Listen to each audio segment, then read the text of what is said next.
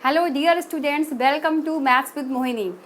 Students, यहाँ पर आपका chapter 3 pair of linear equations in two variable चल रहा था। इससे पहले की वीडियो में मैंने आपको क्रॉस मल्टीप्लिकेशन बताया है, जो कि बहुत ही सिंपल है। उसमें कोई भी फॉर्मूला आपको याद नहीं करना, बहुत ही अच्छी ट्रिक दी हुई है। अगर आपने वो नहीं देखा तो आप उसको ज़रूर देखें, और उसका आई बटन यहाँ पर आ रहा है, आप उसको क्लिक करके देख सकते हैं।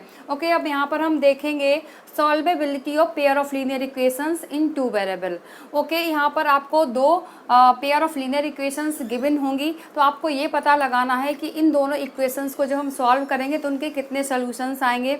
यूनिक सॉल्यूशन होगा, एक सॉल्यूशन होगा, या अनेक सॉल्यूशंस होंगे, या इनफाइनाइट सॉल्यूशंस होंगे। ओके, या फिर कोई भी सॉल्यूशन नहीं होगा, यानी कि कोई हल नहीं होगा। तो उसकी जैसे कि आपने ग्राफिकल मेथड में जो कंडीशंस देखी थी, give two lines intersecting at one point, then there will be a single solution, या उसको हम यूनिक सोल्यूशन भी बोलते हैं, मतलब कि एक हल होगा। इसी तरह से अगर दोनों आपकी जो पेयर ऑफ लीनियर इक्वेशंस है वो पैरेलल है, एक दूसरे को कहीं पर भी कट नहीं कर रही हैं, तो नो सोल्यूशन होगा।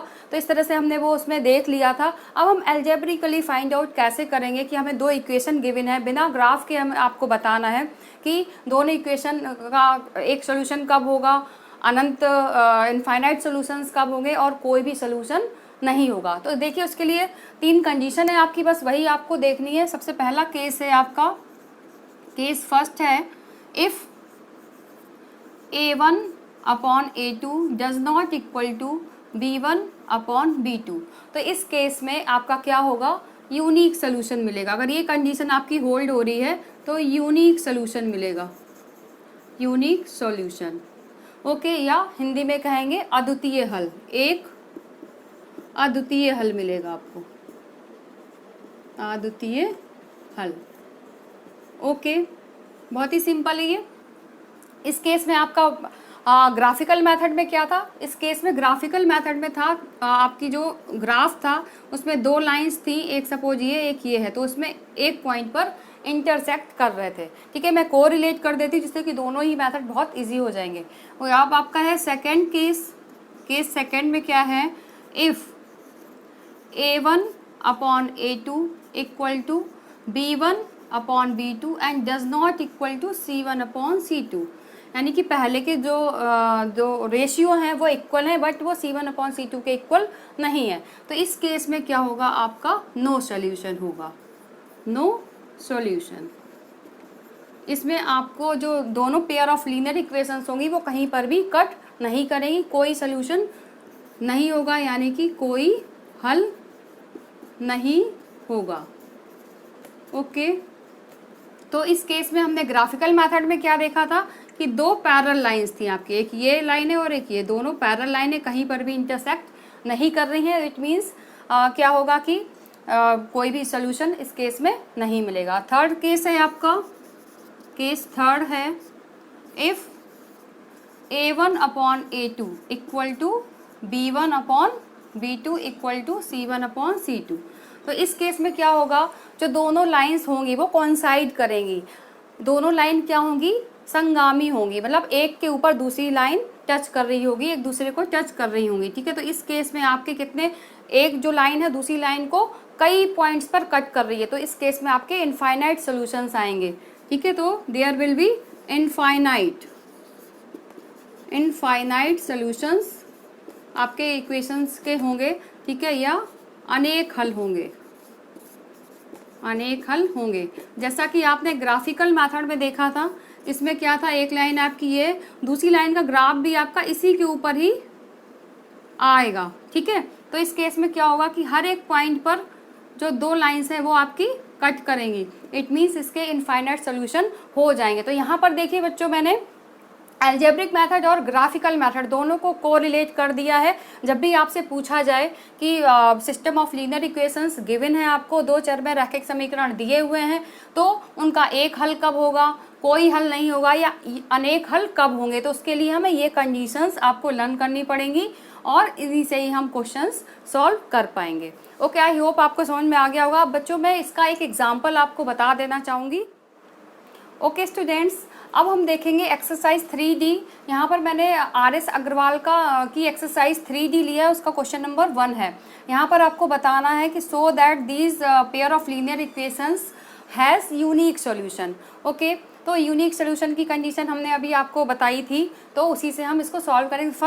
सबसे पहले हम क्या करेंगे, first of all we compare these pair of linear equations by their standard form. Okay, या इन दिए हुए समीकरणों को ये तुलना हम पहले इनके मानक समीकरणों से कर लेंगे। तो मानक समीकरण के लिए सबसे पहले हम क्या करते हैं कि जितनी भी आपके यहाँ पे वेरिएबल्स और कांस्टेंट टर्म है उनको सबको हम लेफ्ट में कर लेंगे और राइट में आपका ओनली 0 होना चाहिए।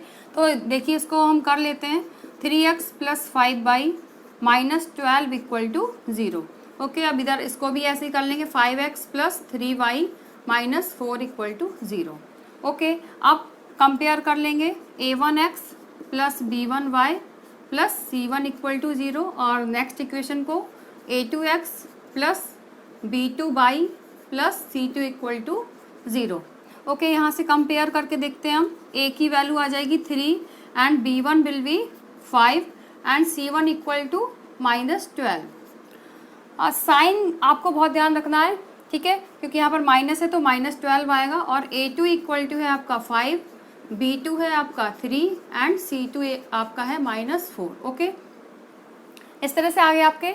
अब जो आपका इसमें आपको शो करना है कि both system of linear equation has unique solution, दोनों समीकरणों का एक अद्वितीय हल है, ये आपको शो करना है, दिखाना है। ओके, तो उसके लिए आपका केस फर्स्ट था, a1/a2 निकालेंगे, ठीक है। a1/a2 does not equal to b1/b2 अगर आपका आ जाता है, इट मीन्स जो both system of linear equations हैं उनका यूनिक सॉल्यूशन होगा, ठीक है। तो सबसे पहले हम क्या करेंगे, ये कंडीशन मैंने लिख दी है जिससे कि आपको ये याद रहे, ठीक है। अब a1/a2 फाइंड करेंगे। देखिए a1 है 3 and a2 is 5। Second b1/b2 निकालेंगे, तो b1 है आपका 5 और b2 है आपका 3।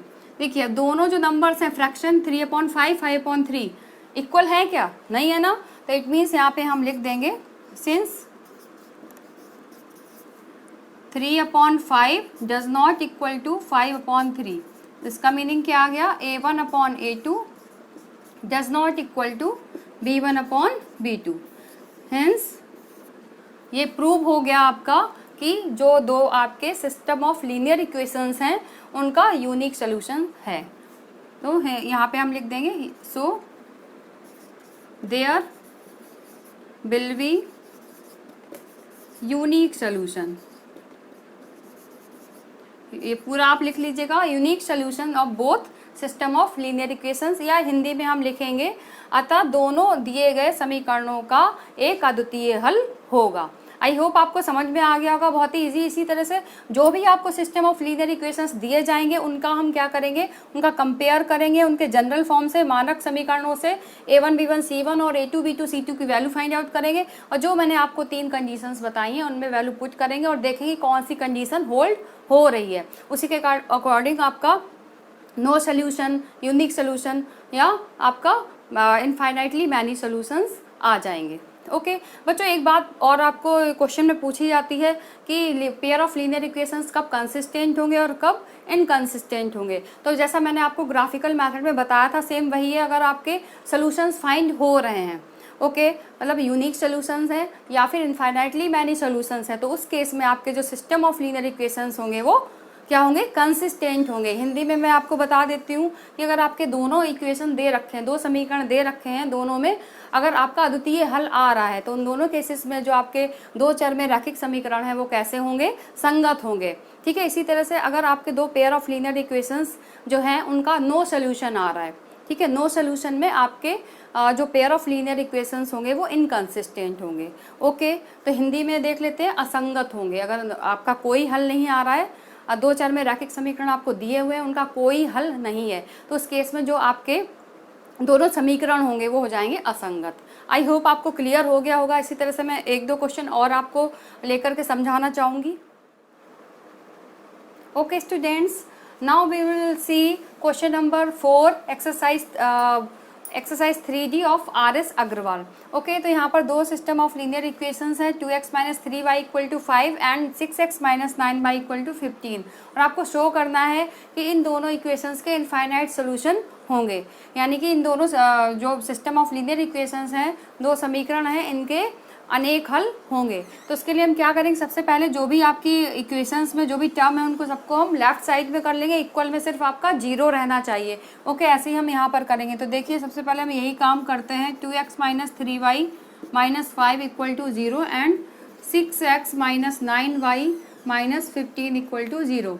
Now we will compare these two pair of linear equations by their standard और जनरल फॉर्म, यानी कि इन दोनों जो आपके समीकरण हैं इनकी तुलना हम इनके मानक रूप से करेंगे। तो देखिए a1x plus b1y plus c1 equal to 0 and second है आपका a2x plus b2y plus c2 equal to 0। Okay, देखिए अब a1 आ जाएगा आपका 2 एंड b1 आ जाएगा आपका -3 and c1 equal to -5। In the same way a2 equal to 6, b2 equal to -9 and c2 equal to -15। Minus sign का आपको बहुत ध्यान रखना है, माइनस जरूर लगाना अगर माइनस है इक्वेशन में। ओके, अब सबसे पहले हम रेशियो निकाल लेंगे a1 अपॉन a2। देखिए a1 है आपका 2 और a2 है 6, 2 1 जा 2, 2 3 जा 6, ये आ गया आपका 1/3। अब हम रेशियो निकालेंगे b1 अपॉन b2 का। ओके, तो b1 है आपका -3 और b2 है आपका -9, माइनस कैंसिल, 3 1 जा 3, 3 3 जा 9, ये भी आपका आ गया 1/3। इन the same way c1 upon c2 निकालेंगे हम, तो c1 upon c2, c1 is -5 and c2 is -15, minus minus cancel out, 5 3 जा 15, तो ये भी आपका 1/3 आ गया। ओके, मैंने आपको कंडीशंस बताई थी, अगर if a1 upon a2 equal to b1 upon b2 and c1 upon c2, अगर ये तीनों ही रेशियो आपस में इक्वल हैं तो in that case there will be infinite many solutions, यानी कि अगर a1 upon a2 equal to b1 upon b2 and equal to c1 upon c2, तो इस केस में क्या होगा, आपके जो सिस्टम ऑफ लीनियर इक्वेशंस हैं उनके अनेक हल होंगे और जो आपकी पेयर ऑफ लीनियर इक्वेशंस होंगी वो कंसिस्टेंट हो जाएंगी। देखिए यहाँ पर क्या आ रहा है आपका a1 upon a2 equal to b1 upon b2 equal to c1 upon c2, और ये सब किसके बराबर है, 1/3 के। ठीक है, तो ये कंडीशन आपकी होल्ड हो रही है। It means there are infinite solutions of both pair of linear equations. Okay, Hindi में आप लिख लेंगे क्योंकि a1 upon a2 equal to b1 upon b2 equal to c1 upon c2 और इक्वल है 1/3 के, मतलब ये जो तीनों रेशियो हैं आपस में बराबर है। तो इन दैट केस क्या होगा कि दोनों जो आपके इक्वेशंस हैं, दोनों समीकरण हैं, उनके कितने हल होंगे, आपके अनेक हल होंगे, और दोनों जो समीकरण हैं वो कैसे हो जाएंगे, संगत हो जाएंगे। ठीक है, दोनों लैंग्वेज में मैंने आपको बता दिया है। ओके स्टूडेंट्स, आई होप आपको मेरे वीडियो पसंद आ रहे होंगे। अगर मेरे वीडियो आपको अच्छे लग रहे हैं तो उनको लाइक शेयर ज़रूर करें और मेरे चैनल को सब्सक्राइब करना बिल्कुल भी ना भूलें और बेल आइकन को प्रेस करें जिससे कि मेरे वीडियोस के नए नोटिफिकेशंस आपको मिलते रहें। Okay, thank you.